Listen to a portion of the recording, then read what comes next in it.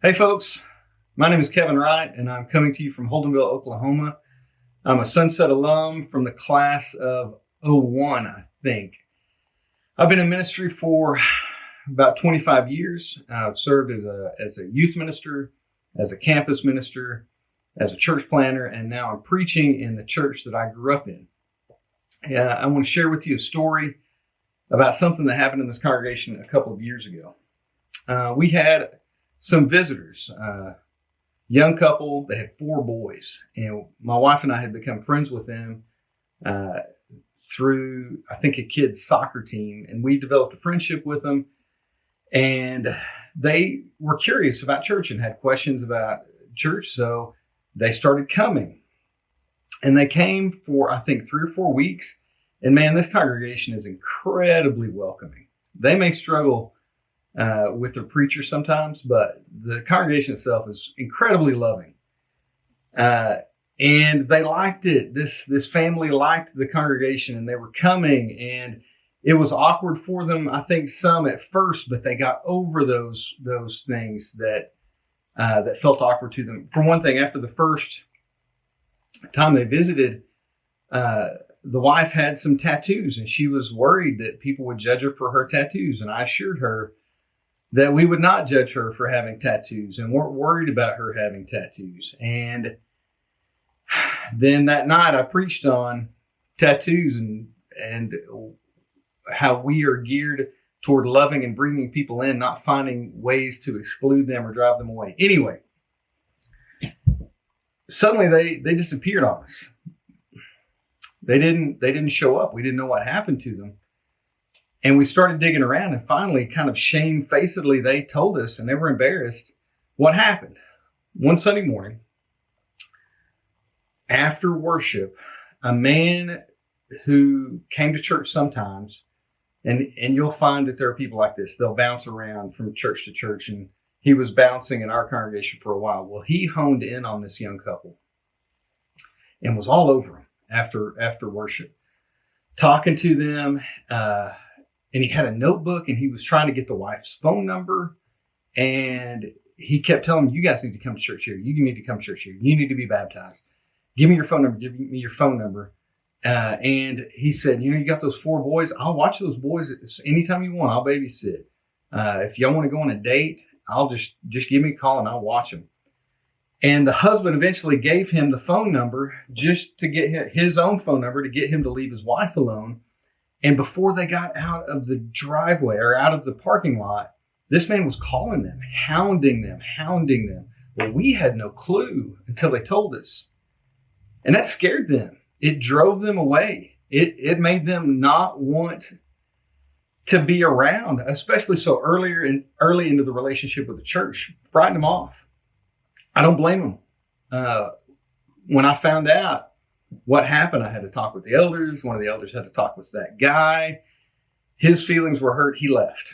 But the upshot of it is that young family's never been back. Even though we've maintained a friendship with them, my wife is over there right now, helping them with their new baby, a 5th boy. But they haven't been back. They haven't darkened the doors of this congregation because of that one stupid act. So here's the upshot. Here's the lesson. Thoughtlessness like that, foolishness, stupidity, it may not be a sin, but it can be every bit as damaging as sin. It can.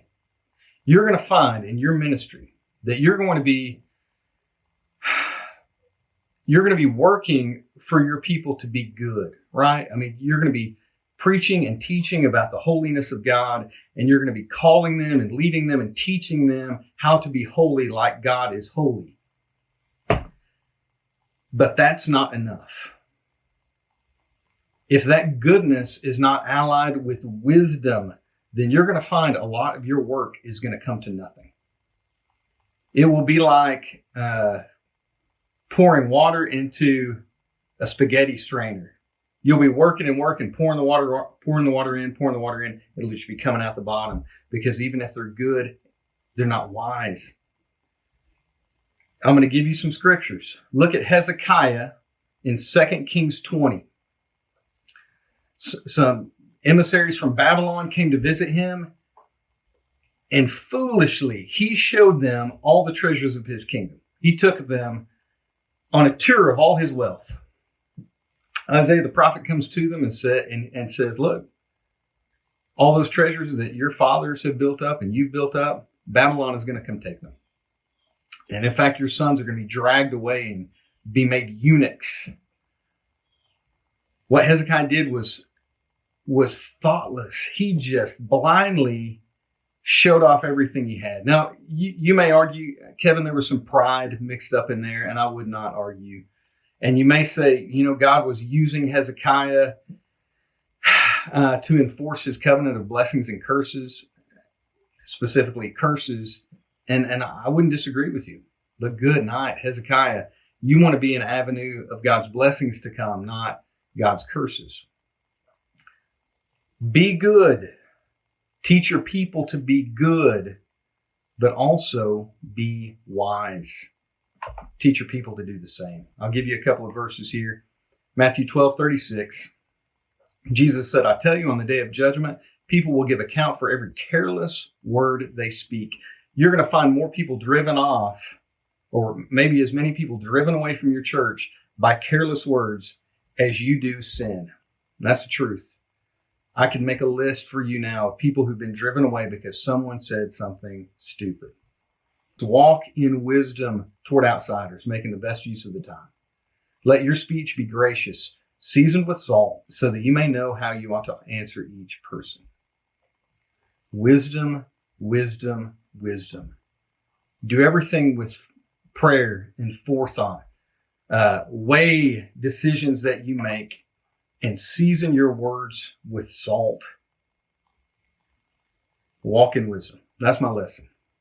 It's not enough to be good. Be wise. God bless you guys. I hope you're doing well down in Lubbock. It's raining here at Holdenville. I miss Lubbock. I miss the school. I hope you guys are doing great. Bye.